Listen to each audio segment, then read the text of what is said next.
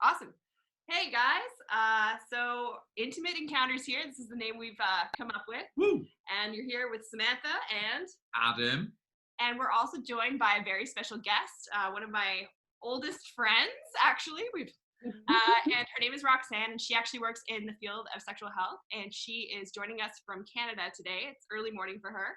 And really, we're going to be talking about consent today.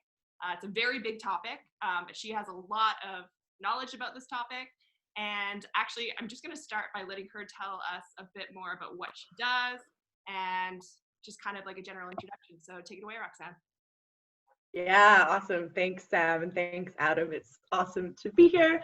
I guess I'll tell you a little bit about kind of myself and my approach to this subject. So my current role, I currently work at a post-secondary institution at a university doing primarily sexual violence prevention work. So with that, there's a lot of education on sexual violence, and then obviously consent is a huge part of that. And then also sexual health is in my background through a different role that I've been in, but really informs my current work as well. I guess one other thing that's important of my background that I bring also is in gender studies. So I have a master's and an undergrad in gender studies, and kind of feminist ways of thinking and feminist ways of exploring topics like consent and sex and relationships and intimacies are really, really fundamental to kind of my growth in my knowledge. And I guess one way for me to kind of explain a little bit about what I do, or the topic I bring, the approach I bring to the conversation is I guess my personal philosophy around consent, or part of it, because so a lot of the consent education I do is we start by talking about consent as it's defined by law. And in Canada, we actually have one of the most progressive laws or sets of laws around consent. So it talks specifically about things, and I can go into this in more detail later if there's desire for it, but it talks really specifically about things like someone can't consent if they're impaired by drugs or alcohol. It talks really specifically about how there's no such thing as implied consent. Consent has to be affirmatively, clearly, ideally, enthusiastically expressed, things like that. And but at the same time that I'm talking about the law and teaching this law, I think that our approach to consent needs to be a much broader philosophy of care and of respect. Because first, not breaking the law, pretty low bar in terms of why we would want to practice consent. But I also think when we're working towards creating a consent culture, this is a term that's often used in my field, but we're really trying to think about what would it mean if everyone's desires, wants, boundaries, pleasure was honored and respected and really regarded with the same equality as everyone else's. And what tools do we need to get there? So that's kind of my approach or my quest in this work, I guess. For sure.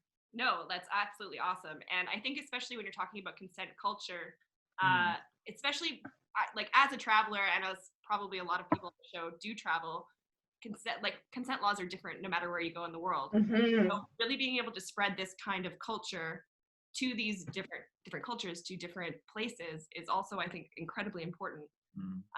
And really understanding that in Canada, as the progressive, one of the leaders of laws, it's still such a low bar. And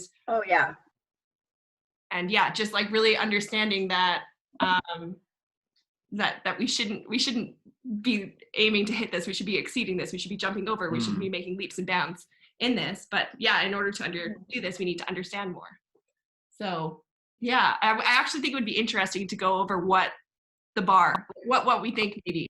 Yeah, the bare minimum. What is seen as the bare minimum, and it would be cool to kind of see through this, because I think a lot of people might have different ideas of what this minimum bar is. So how do you approach this? What is the first kind of base layer?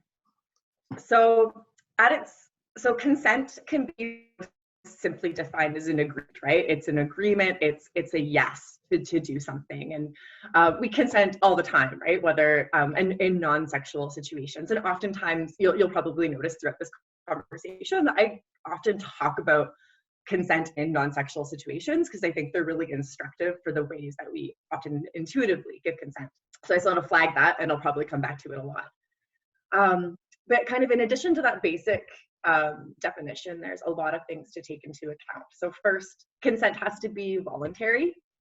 So what I mean by that is that if someone's saying yes to sex or to any kind of sexual act, it's because they really want to, and like it's a yes that's freely given, and it's not a yes that's been like coerced or forced out of them.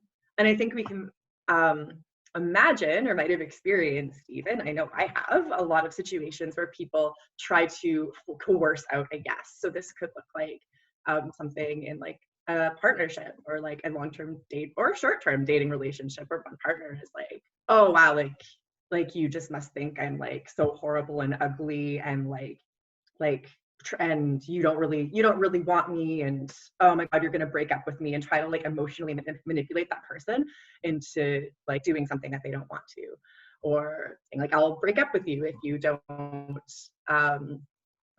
do this with me. So often a lot of sexual violence, a lot of sexual assault actually does happen within dating relationships, even though our narrative is still like, the stranger in the bushes is coming for us all.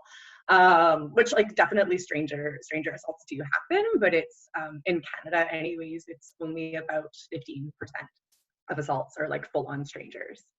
But yeah, so voluntary, there's no guilt, there's no pressure, there's no threats. You can think of the ways that someone with a position of power can weaponize that against other people. So classic example, Harvey Weinstein, using a ton of power just as like a mogul in the film industry, and then also using the threat of whether it's explicit or implied, of like basically ending women's careers if they wouldn't give in to like what he was to what he wanted, and then forcing himself anyways. So sorry, a lot of this conversation's really grim. So I'm looking at your faces. I'm like, yeah, this is a heavy topic. And actually, I want to just like stop and name that for people who are watching too, that as we're like talking about consent and talking about sexual violence potentially as part of that, just that this can be a heavy conversation, and it's okay to like take breaks and just to like honor whatever kinds of feelings might be coming up, because it can bring up like unexpected and difficult feelings sometimes. So prioritize your self-care. Definitely. Yeah, so consent is voluntary is one part of the bar. Do you want me to kind of go through all of the parts of the bar, or do you want to stop and talk about them as we go along?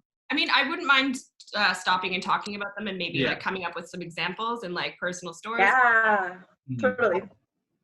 Because I think like, especially in terms of yes, like I've noticed a lot if a guy is just like trying something with me, and then I'll be like, no, I'm not interested. And then they're like, oh, come on, are you sure?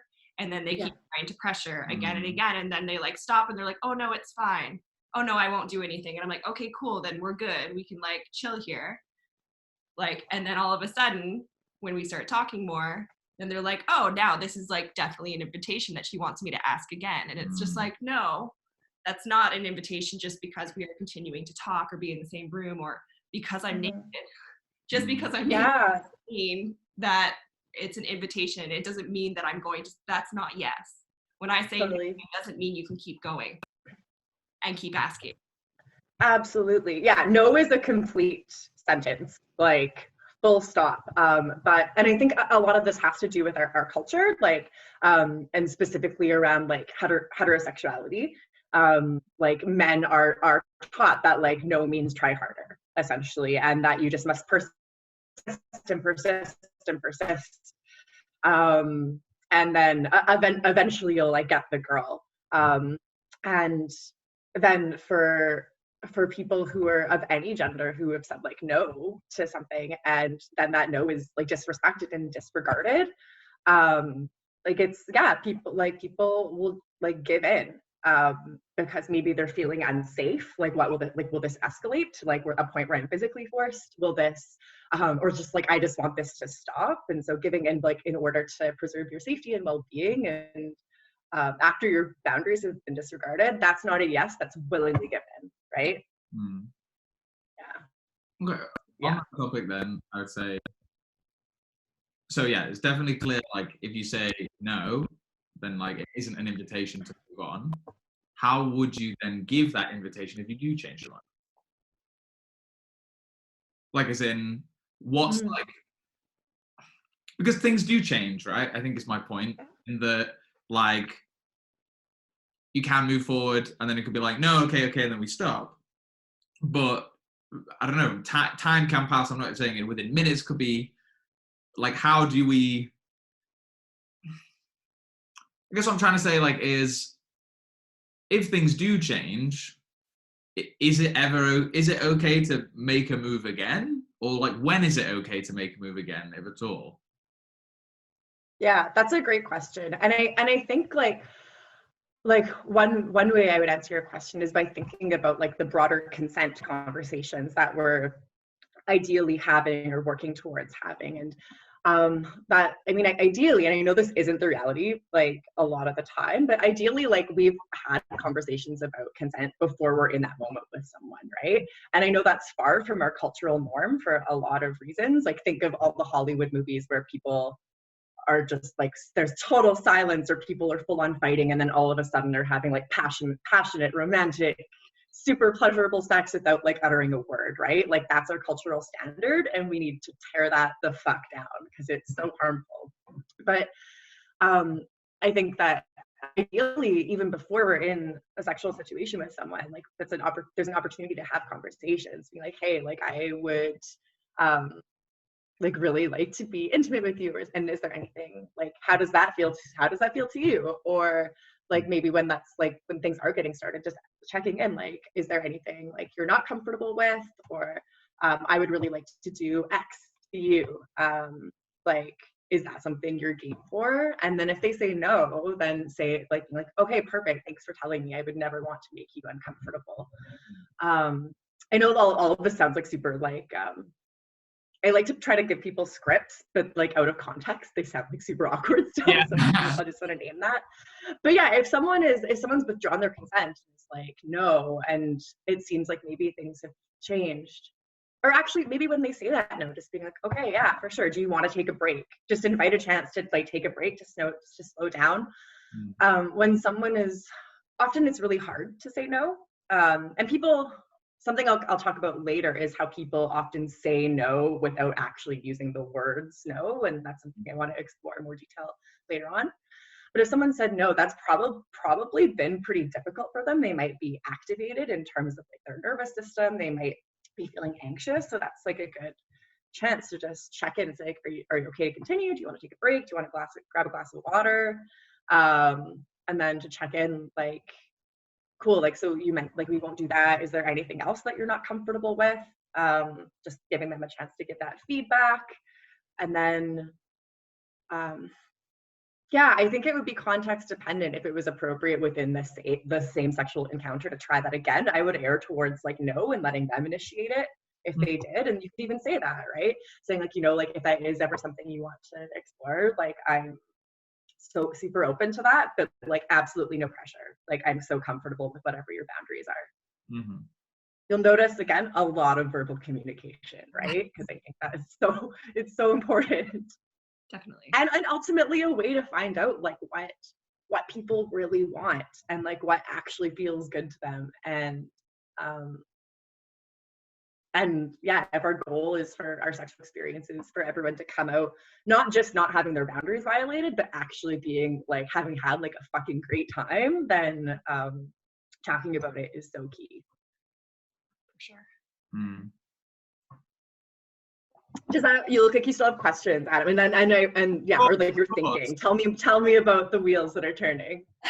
I don't know. I guess I kind of feel like I've like fucked up a bit in the past, really, and like I don't think I've ever gone like super like like, I wouldn't say I've ever had sex, like, I obviously haven't had sex with anyone without their consent, but I feel like there have been times where I have been a bit pushy, for whatever reason, and now I'm like, I do definitely regret that now, and I feel like I have made mistakes. For sure. And to be honest, I'd be surprised if most guys haven't as well. Especially this thing, I don't really know where to go. Like when you said about like, there's no such thing as implied consent. I would feel that like most of the time I've had sex, it's been like, I wouldn't say there's been like tension, like no, stop it or anything. But there's just been like, there's never. I wouldn't say I've ever had a conversation where we've sat down and said like, is this okay? Like, are we both 100% cool with this? Like in the moment, especially like, and I feel like that should probably change. But yeah, I kind of just, I don't feel like, I feel a bit bad that hasn't happened. But also, I feel it's kind of cultural as well. Yeah, totally. I have two things in response to that. One is that like, I think that most people who are sexually active at some point in their experiences have like we're all swimming in it. We are absolutely all swimming in it. I have definitely been pushy. I have definitely fallen into that. And I think that something that in creating consent culture that's important to name and to kind of hold as true is that every single person has the capacity to cross boundaries and to potentially cause harm. It's not just like the Harvey Weinsteins of the world, right? Far from it, right? And that because it is so cultural.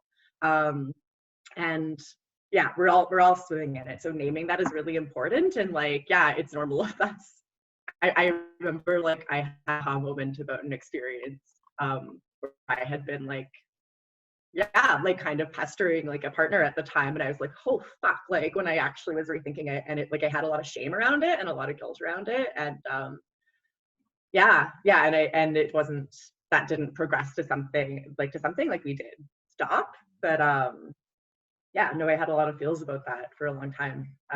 So it's let those be instructive to us, I guess. But what was my second piece? I had a second thing to say in response. I guess I could segue to like non verbal consent. Yeah. Because yeah, how you're talking about like, yeah, you've probably never sat down and like talked about it in the moment. And so there's one of the other parts of like the bar, the minimum standard of consent is that consent has to be affirmative. So what I mean by this is that basically anything other than a yes is a no, and yes is something that's clearly communicated, potentially through words, but also through body language, right? So we can think about like, what does it look like when someone is like super into an experience and like they want to be there and they want what's happening to be happening, right? Like there's going to be like moving towards the person, like a reciprocity, I guess, of like what's happening, different noises, different. Yeah, actively engaged. If I'm pulling your hair like this, like I'm probably if I'm totally, but it's this, I'm probably not into it. Absolutely, right? And that's something that's so important to talk about is like those different ways that people indicate. So we know what consent looks like, but what does non-consent look like? Because something that survivors or victims of sexual violence sometimes hear is like, well, like, why didn't you fight back? Or like, are you sure? Like, why are you sure you said no? Maybe you should have said no more clearly. So I guess like on like one more thing on like the verbal consent part. When we say no to people, what does that sound like typically? Think of some examples, like what are literal things that you might say? Stop. Or like, nah. Yeah. Yeah, nah. Not feeling it. No. Like not. But then also like no, like a very clear like no. But then also, like, hey, do you want a drink of water? Like, nah. Yeah. Or like, I have a boyfriend. Maybe. Huh? I'm just maybe. I'm not sure. Not sure. Don't know. Yeah. And the reality is that like there are these super direct ways of saying no, and sometimes that's what non-consent sounds like, but there's also all these indirect ways, right? Like, but if I'm like over at like Pal and Dating's place and I'm like, hey, like, do you want to hook up? Like, I really want to have sex right now. And that person is like, want to order a pizza? Is that a yes or a no? Well, that's a no. Yes, a no. That's a no, right? Because it's not a yes. And the reality is that like we are all of the time, like also in non-sexual situations, we very rarely actually use the words no. Like think about the last time someone asked you to go for coffee and you were like, God, I really don't want to. You probably were like, oh, like I've been really busy, you know, this quarantine life just takes up all my time. Like so yeah, just and also people sometimes say no like in indirect ways to preserve people's feelings. You don't want to make someone feel bad. Also, again, if like they're maybe feeling unsafe, if I say no directly, is this going to escalate? And also because like I'm Canadian, Sam's Canadian, she gets us like being polite. Like although Sam's not a very polite person. Come on. Polite. I love you a lot. Sam's not. No, Sam does say no. No. Sam's like, fuck no. Fuck. Fuck no. And then yeah. Yeah, totally. Very common. 100%. I have a headache is like the classic, like almost like it's almost meant as humor when you see it in like older media. Oh, honey, I have a headache. But that just tells us about like something about like I would say it's a really gendered example about like what women's labor, right? And like emotional labor of having to preserve their like male partner's feelings while just like asserting their right to not have sex in a particular moment. But moving into kind of physical ways that we show non-consent, something that's important to name is that the experience of someone violating your sexual boundaries is often experienced as a trauma. And in the moment, it's often your stress response that goes into effect. So flight, fight, or freeze, which we often don't talk about that third one. So when Sam kind of gave that example of how just lying there like this, like isn't consent, absolutely it's not, but that's actually something that happens for a lot of people is this this freeze response and what's sometimes called in the literature tonic immobility. Someone just being totally frozen, unable to move, unable to kind of resist, I guess. And that can often be super confusing. After the fact, survivors might be like I don't understand why I couldn't move, and can have a lot of shame and a lot of self-blame around that. But if we flip it back onto the other person, it's like anyone who cared about what their other partner or the other person wanted in a sexual situation would like see that freezing up and take that as a sign to like stop, check in, make sure that person was okay, not to keep going. For sure. So, right? But it happens so often. It's But yeah, whether it's freezing, crying, fighting back, trying to leave the room, curling up, anything shy of that, like of this, of that active consent is not consent. That's that standard of affirmative consent. So basically, it's only yes means yes.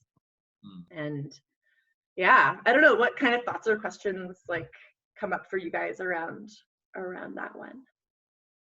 Stories. So, when you were saying, I guess right at the start, Roxanne, when you said no such thing as implied consent, I took that and was like, oh, that just means there's no non-verbal consent. I'm actually glad we spoke about that. So basically we've said that there is non-verbal consent, and that like if you think about it in relation to a real life situation, like a non-sexual situation, sorry, should I say, then it's like it makes a lot more sense that way. Totally. Yeah. The implied consent piece so refers more to things like what a person is wearing. So like Sam said before, like someone can be like totally naked and that's not an invitation, right? That's not a checkbox for consent. Flirting, accepting drinks from someone.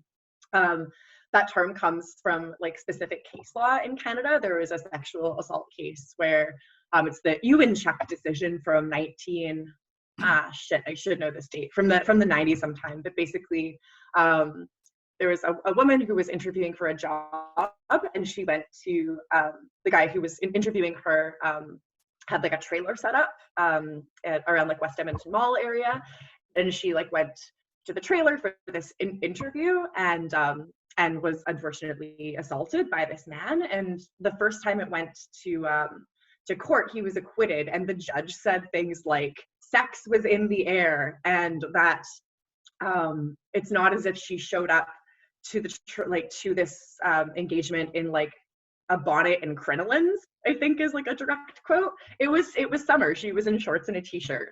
But like because of like these myths about like in women in particular about like if you're dressed a certain way, if you choose to meet with a man alone, then like you have done like then you obviously were consenting, which is bullshit, not true. But that was what that initial acquittal was based on. So that went all the way up to the Supreme Court, and they said bullshit, bullshit, bullshit.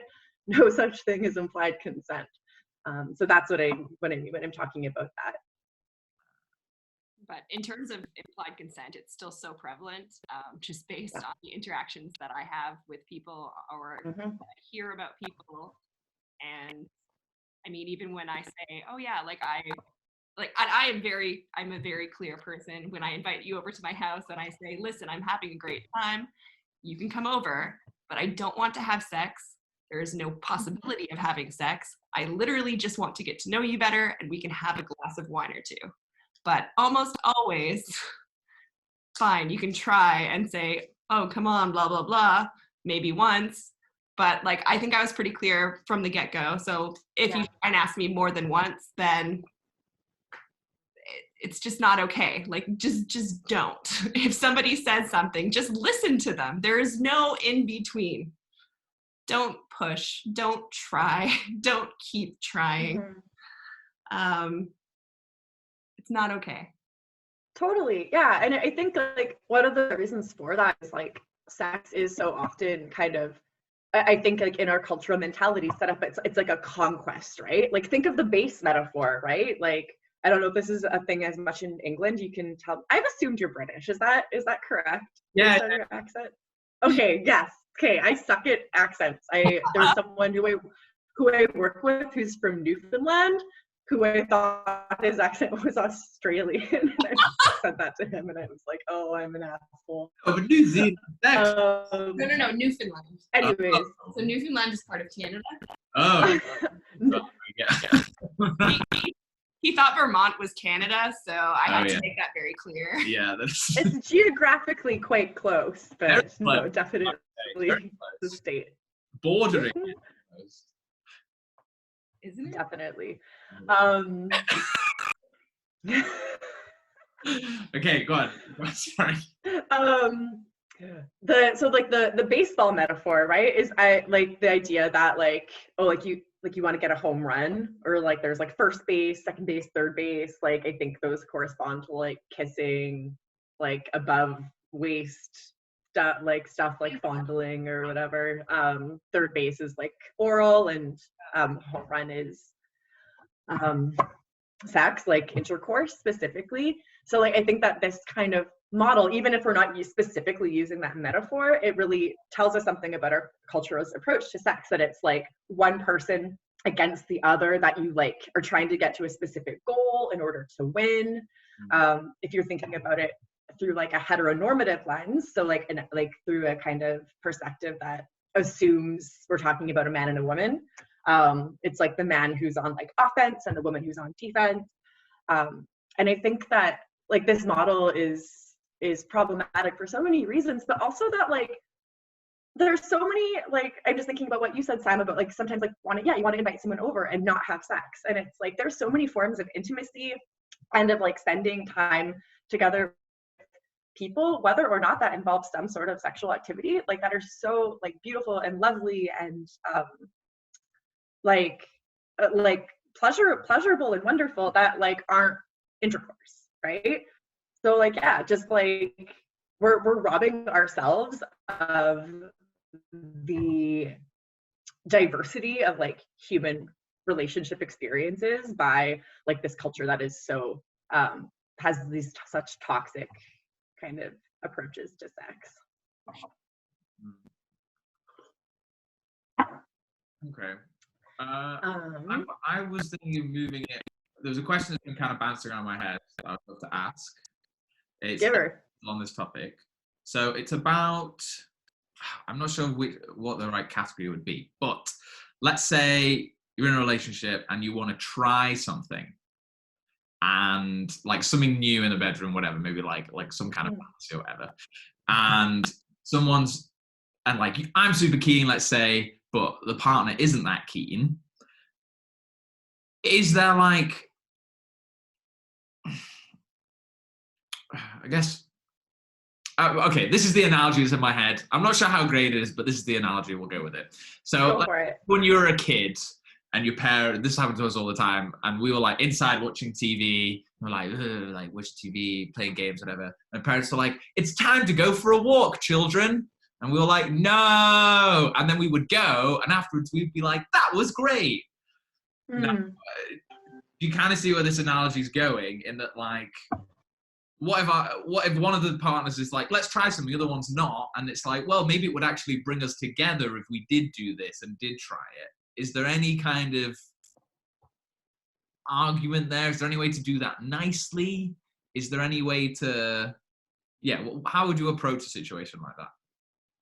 Yeah, that's a really good question. So one thing that comes to mind is, I'm going to kind of answer this maybe in a roundabout way, but there's a tool. There's a few different versions of it online that I really like. It's I'm tempted to like find the name of it right now, but basically it's a yes, no, maybe kind of checklist of things. And it's like, I know Scarletine, which is like a website focused on like young adults and youth around sexuality, has one. I think Autostraddle, which is like a queer woman focused online magazine, has a version. But basically it's like a pretty long list of like different intimate or like sexual activities, everything from like holding hands to like rimming, like absolutely like everything under the sun. And it has yes, no, maybe. And I think that's a really cool thing, regardless of whether you're partnered or not, to kind of go through and see like, how do I feel about these things, and like what are my absolute like hard no's, what are the things that are like fuck yeses, and then the things that that are maybes. And then if you're partnered, and if you're wanting to kind of explore sexuality and new activities with a partner, then kind of looking at each other's lists can be cool, right? And like seeing the things that are on that maybe list, and like having maybe which match, like how things match up, right? And then asking like, okay, so like I really want to do this thing, and I see you're like, that's like a maybe, like what would it look like for you to feel comfortable exploring that? Like what would make that feel safe? What are like some of your like hesitations or concerns, and just having a conversation. I think that if there was a thing that was like a pretty hard no for someone, where like for one partner and the other partner was wanting to explore it, what are some questions I would ask there? I think for the person who did want to do that thing, figuring out like what's the need there, right? Like, is that need, is it have to do with like, increased like connection? Does that have to do with, I don't know, just exploring pleasure differently? And are there different ways of meeting that need, right? Like, are there ways to kind of, without like making a person feel like they have to cross their own boundary, or without kind of pushing a partner without crossing a partner's boundary, just like exploring it and talking about it. That's what I would say. And I mean, some people's hard no's are like never gonna move. Some might soften over time as trust and intimacy build in a relationship. And that's the thing, is that these things change, right? Like, I know, like if I had done one of those, shit, my battery's running low. I'll finish this thought and then I have to plug in. Okay. If I had done that list like 10 years ago, it would look really, really different from how it does now. And I think that like there are kind of like specific partners and specific experiences that like that changed that, where there was like a lot of trust, and like where like when I'm so tempted to just delve into my own sexual experiences, but I'm so not doing that on the internet. That is some boundaries. But what would it take for you to be comfortable doing that, Roxanne? Oh boy. But yeah, just like that, I guess just recognizing that we're all like humans in progress, right? And yeah, if there's trust, if there's safety, then people's boundaries are likely to change. And also sometimes to contract too, right? Like maybe like if someone is going through a period of like dealing with mental health stuff, or maybe if they have a trauma history, if they have like sexual violence as part of their personal history, there's likely to be periods where like they feel more sexually withdrawn and sexually isolated from their partner, and that things that like they're usually totally like down for and game for might be like off the table and might not feel good anymore. So that's what I would say. I'm just gonna plug in my computer. Just give me 1 sec. I'm just gonna pause the recording. Okay, we are back from the break now. I just wanted to say about the yes, no, maybe list is I think I have heard of that before, but I completely forgot it existed. And that's so good. So good. Such a great thing. And again, I think the more we're talking about this, the more I'm like, I think most of the issues are just caused by like lack of communication, but actually it's kind of, I know definitely in my family, sorry mom, sex and relationships aren't really talked about. And then society as well, with like the home base thing. And I definitely feel that as a guy, kind of like the pressure to like sleep with this girl and you need to, and like, and if, almost, and it's like, almost like it's meaningless if you didn't, and all this like these weird things where if you like actually look at them, they just kind of like dissolve away in this like, why is it like this? This doesn't make sense. But yeah, it seems like just actually just go making a list and like, yeah, this is a maybe for me, but like, God, no, like I would absolutely hate this. Then I can be like, well, why don't we try this maybe thing then? And that would be cool. Because the goal really in the situation I said was like deeper connection really, or like better sexual experiences. So if there's a list of things that you're open to trying, then like go for it. So yeah, that's kind of a nice little simple, easy way to do it.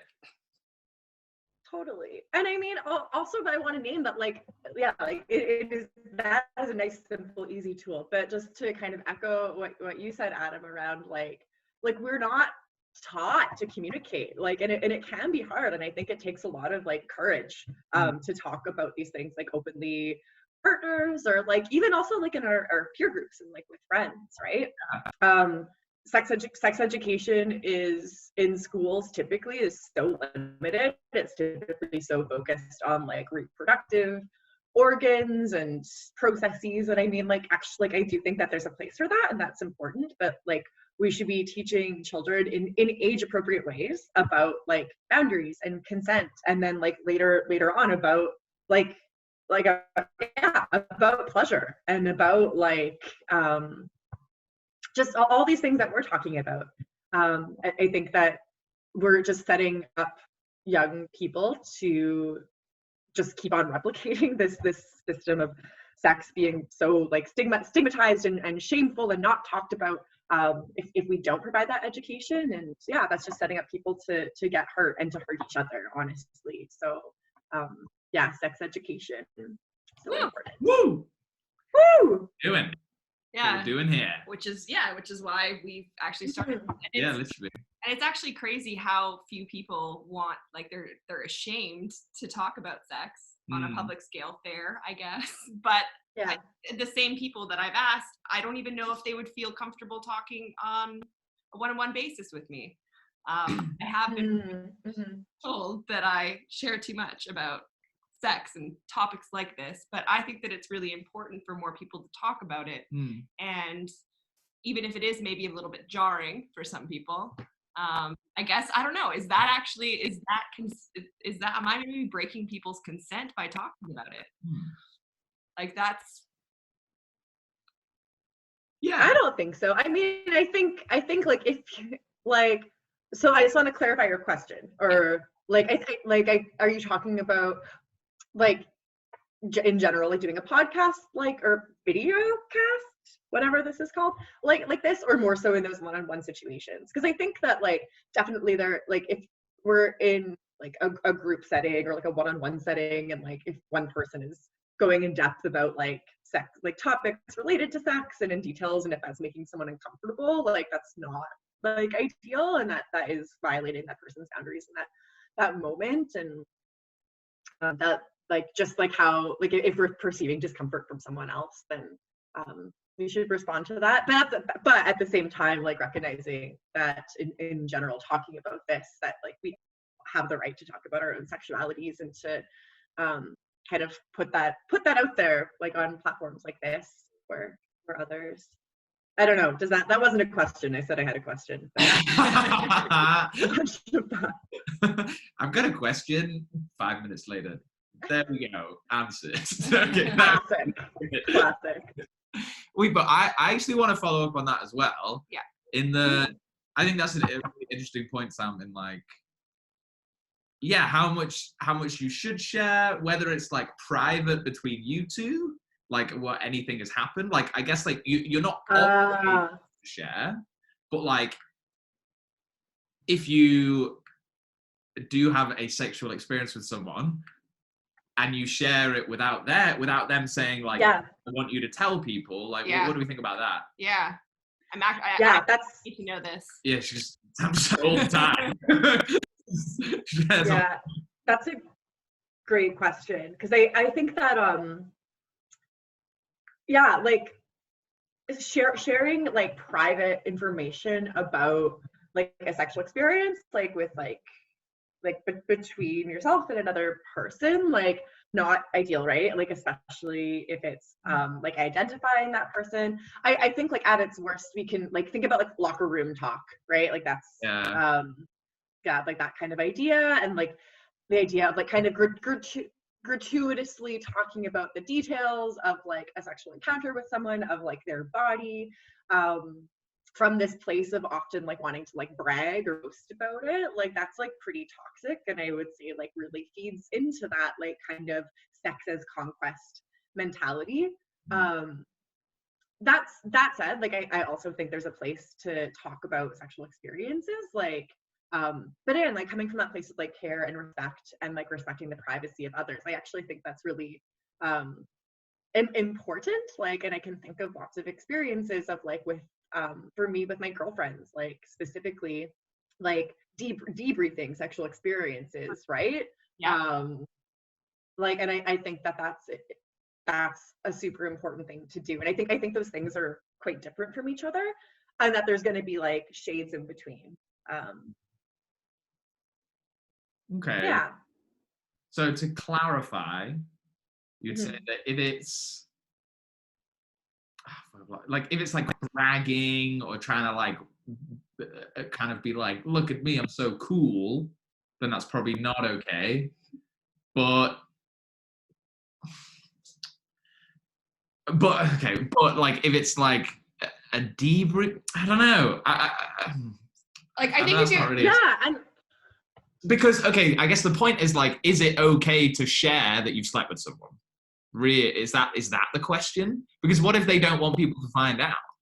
What if they don't want to, like, especially I think for some people, like, you know, they don't want to be talked about. I think there's also an argument to be said that I was thinking while she was saying that like by openly talking and sharing everything in a way that kind of makes everything more normal, but then like you can't then go around and be like, oh, she's fucked him and he's fucked her and I fucked this person, blah blah, and that's what they did last night and I know this and this and that. Like there is some kind of line somewhere, but I think there is definitely an argument to say the more you talk about it, the more normalized it becomes, and then I think the more natural you can get to talking about sex, but then and therefore there's probably going to be more consent and more communication, which will be positive. But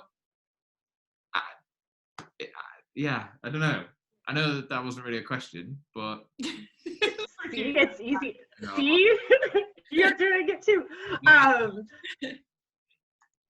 I think that, yeah, no, I think I hear what you're asking, and I think, or what you're saying, and I think we can talk openly about sex without like violating people's privacy. That we can talk about our sexual experiences and our experiences without of it without necessarily like naming people and like naming kind of specific details about them. And yeah, that's would be my general principle to follow, and just trying to again like thinking about if we're sharing something, is that are we sharing experiences that involve other people in a way that like upholds their dignity, and that like is coming from a place of like care and concern for their well-being, which includes privacy. I would say is part of well-being. okay, would it be upholding their dignity if you were saying that someone was really good in bed? I think it depends on the context. Hmm. Yeah, I think it depends on the context. And also like who you're sharing it with, right? Like if you're sharing with like your bestie, like who you know isn't gonna go like sharing those details with someone else. I think most of us have people in our life who we confide in and might share more details than we would with others. And that's one thing versus like going on like, I don't know, Instagram, just making a story about it. I don't think people do that. But what's that? It's different than just say going live on this vlog. And Yeah. Yeah. Totally. Okay. After the recording's over. Yeah. I'm trying to think if there's any so like I got away from kind of like the bar and what the bar is of consent a little bit, but like are there other things that you like, other questions that you have right now, or like topics you want to delve into right now? I think there are a lot of topics, It's but so many. but Yeah, so many. I think we've covered quite a lot of ground Yeah. for this particular episode. Yeah, I'm almost thinking that it would be cool to just continue with these consent talks with you. Yeah, that would be fun. Yeah. I'm so into that. Delve a little deeper each time, because also I don't know if people are going to want to watch 2 or 3 hours of us talking about consent, because I think that's fair. Yeah, we talking about consent for 2 or 3 hours.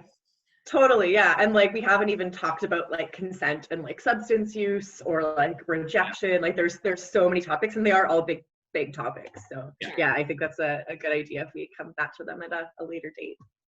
Yeah, so I think we can maybe just wrap it up for today. Okay. And like, thank you so much for joining us. Thank you. It's been so great talking to you. Thank you for having me.